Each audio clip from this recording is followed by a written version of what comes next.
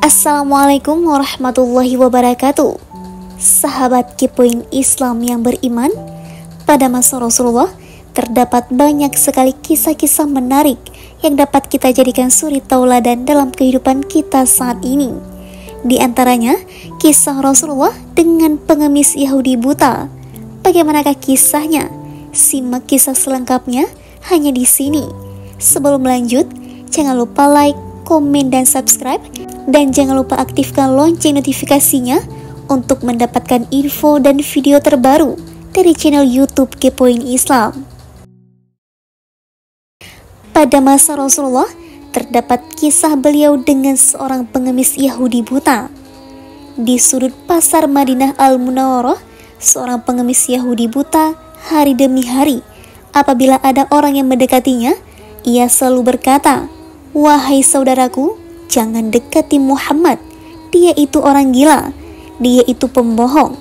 Dia itu tukang sihir. Apabila kalian mendekatinya, kalian akan dipengaruhinya." Setiap pagi, Rasulullah mendatanginya dengan membawa makanan, dan tanpa berkata sepatah kata pun, Rasulullah menyuap makanan yang dibawanya kepada pengemis itu. Walaupun pengemis itu selalu berpesan agar tidak mendekati orang yang bernama Muhammad, Rasulullah melakukannya hingga menjelang Nabi Muhammad wafat. Setelah kewafatan Rasulullah, tidak ada lagi orang yang membawakan makanan setiap pagi kepada pengemis Yahudi buta itu. Suatu hari, Abu Bakar berkunjung ke rumah anaknya Aisyah. Beliau bertanya kepada anaknya, "Anakku, adakah sunnah kekasihku yang belum aku kerjakan?"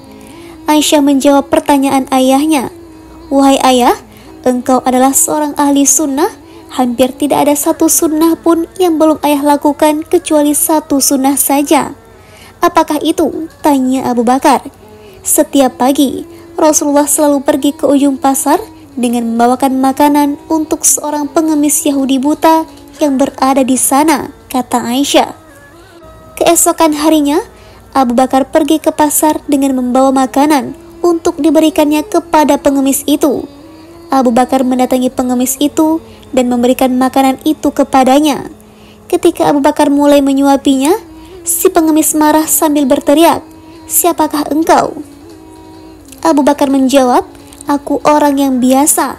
"Bukan, engkau bukan orang yang biasa mendatangiku," jawab si pengemis buta itu. "Apabila ia datang kepadaku, tidak susah tangan ini memegang dan tidak susah mulut ini mengunyah. Orang yang biasa mendatangiku itu selalu menyuapiku, tetapi terlebih dahulu dihaluskannya makanan tersebut dengan mulutnya. Setelah itu ia berikan padaku dengan mulutnya sendiri." Pengemis itu melanjutkan perkataannya. Abu Bakar tidak dapat menahan air matanya. Ia menangis sambil berkata kepada pengemis itu, "Aku memang bukan orang yang biasa datang padamu. Aku adalah salah seorang dari sahabatnya. Orang yang mulia itu telah tiada. Ia adalah Muhammad Rasulullah SAW." Setelah pengemis itu mendengar cerita Abu Bakar, ia pun menangis dan kemudian berkata, "Benarkah demikian? Selama ini aku selalu menghinanya, memfitnahnya. Ia tidak pernah memarahiku sedikit pun. Ia mendatangiku dengan membawa makanan setiap pagi. Ia begitu mulia." Pengemis Yahudi buta tersebut akhirnya bersyahadat di hadapan Abu Bakar As-Siddiq. Kemudian juga terdapat kisah Rasulullah mendatangi kafilah dagang. Dari kejauhan gumpalan debu padang pasir membumbung ke langit.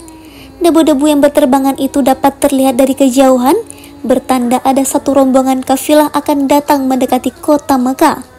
Rasulullah melihat gumpalan debu dari kejauhan itu, segera pulang ke rumah. Nabi Muhammad langsung menyiapkan perbekalan dan membungkusnya. Setelah itu, Rasulullah menunggu di pintu gerbang kota Mekah. Kafilah itu rupanya tidak memasuki kota Mekah. Mereka hendak menuju ke tempat lain. Rasulullah mendekati kafilah itu dan mencari pimpinan rombongan kafilah tersebut. Setelah berjumpa dengan pemimpin kafilah itu, Rasulullah meminta izin untuk dapat ikut serta dalam rombongan tersebut. Rasulullah telah diizinkan. Rasulullah mulailah berdakwah kepada mereka, kepada setiap orang dalam rombongan itu. Rasulullah telah sampaikan kebesaran Allah Subhanahu wa taala dan mengajak mereka untuk menerima Islam. Setelah semua orang mendapat penjelasan dari Rasulullah, Rasulullah pun meminta izin kepada pimpinan rombongan untuk pulang kembali ke Mekah. Rasulullah kembali ke kota Mekah dengan berjalan kaki, sedangkan kafilah tersebut telah melalui kota Mekah sejauh 1 hari 1 malam perjalanan. Rasulullah hanya inginkan setiap orang memiliki kalimat La ilaha illallah dan selamat dari azab yang pedih kelak di hari akhirat. Selanjutnya, terdapat kisah bidadari untuk Umar. Umar adalah salah satu dari sahabat Rasulullah. Semenjak ia memeluk Islam, kaum muslimin seakan memperoleh satu kekuatan yang sangat besar. Sejak itulah, mereka berani sholat dan tawaf di Ka'bah secara terang-terangan.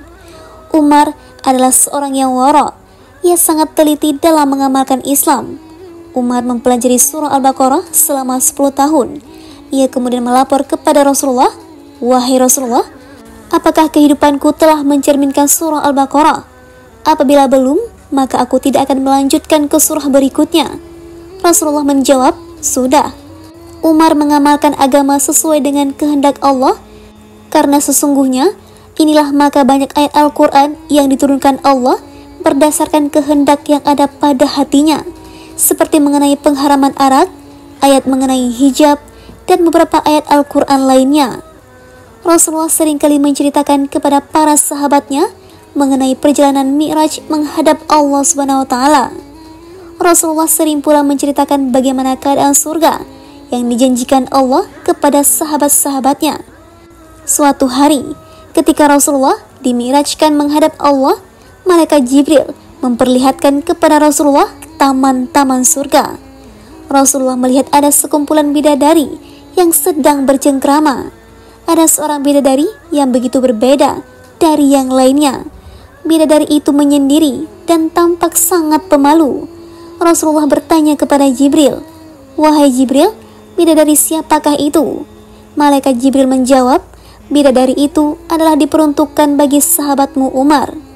Pernah suatu hari, ia membayangkan tentang surga yang engkau ceritakan keindahannya. Ia menginginkan untuknya seorang bidadari yang berbeda dari bidadari yang lainnya.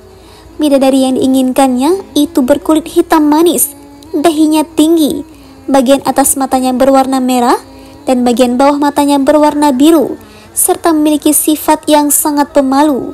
Karena sahabatmu itu selalu memenuhi kehendak Allah, maka saat itu juga Allah menjadikan seorang bidadari untuknya sesuai dengan apa yang dikehendaki hatinya."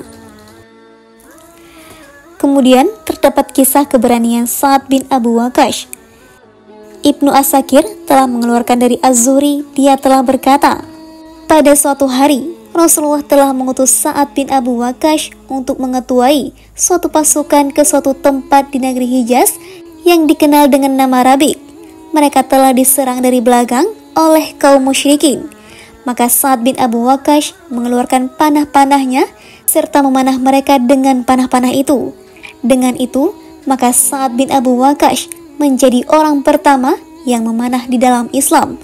Dan peristiwa itu pula menjadi perang yang pertama terjadi di dalam Islam. Ibnu As-Sakir mengeluarkan dari Ibnu Syihab, dia berkata, pada hari pertempuran di Uhud, Sa'ad bin Abu Waqqash telah membunuh 3 orang musyrikin dengan sebatang anak panah. Dipanahnya seorang, lalu diambilnya lagi panah itu. Kemudian dipanahnya orang yang kedua, dan seterusnya orang yang ketiga dengan panah yang sama. Ramai para sahabat merasa heran tentang keberanian Sa'ad itu. Maka Sa'ad berkata, Rasulullah yang telah memberikanku keberanian itu, sehingga aku menjadi begitu berani sekali. Bazar telah mengeluarkan dari Abdullah bin Mas'ud, dia berkata, pada hari pertempuran di Badar, Sa'ad bin Abu Waqqash telah menyerang musuh dengan berkuda dan dengan berjalan kaki. Kemudian terdapat kisah bertani di surga. Pada suatu hari, Rasulullah berbicara dengan seorang lelaki dari desa. Rasulullah menceritakan bahwa ada seorang lelaki penghuni surga meminta kepada Allah untuk bercocok tanam. Kemudian Allah bertanya kepadanya, bukankah Allah SWT telah berikan semua perkara yang dia perlukan? Lelaki itu mengakui, tetapi dia suka bercocok tanam. Lalu dia menabur biji benih, tanaman itu langsung tumbuh, kesemuanya sama. Setelah itu dia menuainya, hasilnya dapat setinggi gunung. Allah berfirman kepadanya, "Wahai anak Adam, ia tidak mengenyangkan perut kamu." Demi Allah, orang itu adalah orang Quraisy ataupun Ansor, karena mereka dari golongan petani. "Kami bukan dari golongan petani," kata Badui itu. Rasulullah kemudian tertawa mendengar kata-kata orang Badui itu. Selanjutnya terdapat kisah yang punya dua cahaya atau Zunnuraini. Apakah pernah kita berpikir bagaimana beratnya menyalin lembaran-lembaran Al-Quran menjadi sebuah kitab yang satu? Apalagi pada zaman sahabat Nabi, belum ada percetakan apalagi teknologi komputer.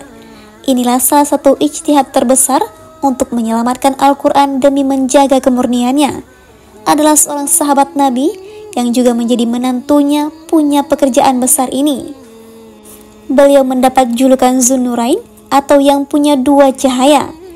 Sebab digelari tersebut karena Rasulullah menikahkan dua putrinya untuknya, Ruqayyah dan Ummu Kulthum. Ketika Ummu Kulthum wafat, Rasulullah bersabda, "Sekiranya kami punya anak perempuan yang ketiga, niscaya aku nikahkan denganmu." Dia adalah sahabat Utsman bin Affan, seorang saudagar yang kaya raya. Peternakannya juga sangat banyak dari kebanyakan orang Arab. Beliau sangat dermawan dan juga sangat pemalu. Utsman bin Affan berasal dari Bani Umayyah, lahir pada tahun ke-6 tahun Gajah, 5 tahun lebih muda dari Rasulullah. Nama ibunya adalah Arwa binti Quris bin Rabi'ah. Beliau masuk Islam atas ajakan Abu Bakar. Beliau adalah salah satu sahabat besar dan utama Nabi Muhammad SAW, serta termasuk pula golongan As-Sabiqun Al-Awwalin, yaitu orang-orang yang terdahulu masuk ke dalam Islam.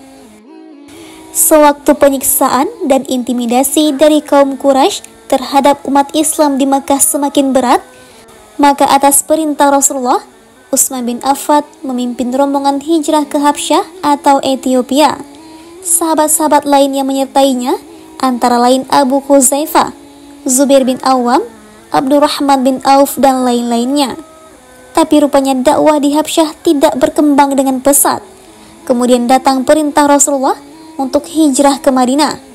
Utsman bin Affan segera memenuhi seruan itu, ditinggalkan perniagaannya dan disumbangkan hartanya untuk perjuangan demi tegaknya agama Islam. Utsman bin Affan pernah diamanahi sebagai gubernur Madinah sebanyak 2 kali semasa Rasulullah masih hidup, yaitu pada waktu perang Zatir Riqa dan perang Ghatafan. Beliau seorang yang dermawan, banyak harta yang telah disumbangkan untuk perjuangan Islam, seperti membeli sumur dari seorang Yahudi seharga 200.000 dirham yang kira-kira sama dengan 2,5 kilogram emas. Sumur itu beliau wakafkan untuk kepentingan rakyat umum. Selanjutnya, memperluas Masjid Madinah dan membeli tanah di sekitarnya. Kemudian beliau mendermakan 1.000 ekor unta dan 70 ekor kuda, ditambah 1.000 dirham sumbangan pribadi untuk perang Tabuk. Nilainya sama dengan sepertiga biaya ekspedisi tersebut. Dan yang terakhir, pada masa pemerintahan Abu Bakar, Utsman juga pernah memberikan gandum yang diangkut dengan 1.000 unta untuk membantu kaum miskin yang menderita di musim kering. Pada masa Khalifah Abu Bakar As-Siddiq, kaum muslimin dilanda kemarau dahsyat. Mereka mendatangi Khalifah Abu Bakar dan berkata, "Wahai Amirul Mukminin, sudah lama sekali hujan tidak turun dan kemarau tidak berkesudahan. Apa harus kami lakukan untuk memenuhi kebutuhan kami?" Abu Bakar menjawab, "Pergilah dan sabarlah. Aku berharap sebelum tiba malam hari, Allah akan meringankan kesulitan kalian." Pada petang harinya, di Syam ada sebuah kafilah dengan 1.000 unta mengangkut beragam makanan berisi gandum, minyak, dan kismis. Unta itu lalu berhenti di hadapan rumah Utsman bin Affan, lalu mereka menurunkan muatannya. Tidak lama kemudian, datang seorang saudagar kaya raya menemui Utsman, si pedagang kaya, dengan maksud ingin membeli barang itu. Lalu Utsman berkata kepada mereka, "Berapa banyak keuntungan yang aku dapatkan bila engkau akan membelinya?" Mereka menjawab 2 kali lipat. Utsman menjawab, sayang sekali, sudah ada penawaran yang jauh lebih tinggi. Pedagang itu kemudian menawarkan 4-5 kali lipat. Tetapi Utsman menolak dengan alasan sudah ada penawar yang akan memberi lebih banyak. Pedagang menjadi bingung lalu berkata lagi pada Utsman bin Affan, wahai Utsman, di Madinah tidak ada pedagang selain kami dan tidak ada yang mendahului kami dalam penawaran. Siapa yang berani memberi lebih? Utsman menjawab, Allah memberi kepadaku 10 kali lipat. Apakah kalian dapat memberi lebih dari itu? Mereka serentak menjawab tidak. Utsman berkata lagi, aku menjadikan Allah sebagai saksi bahwa seluruh yang dibawa kafilah itu adalah sedekah karena Allah untuk fakir miskin daripada kaum muslimin.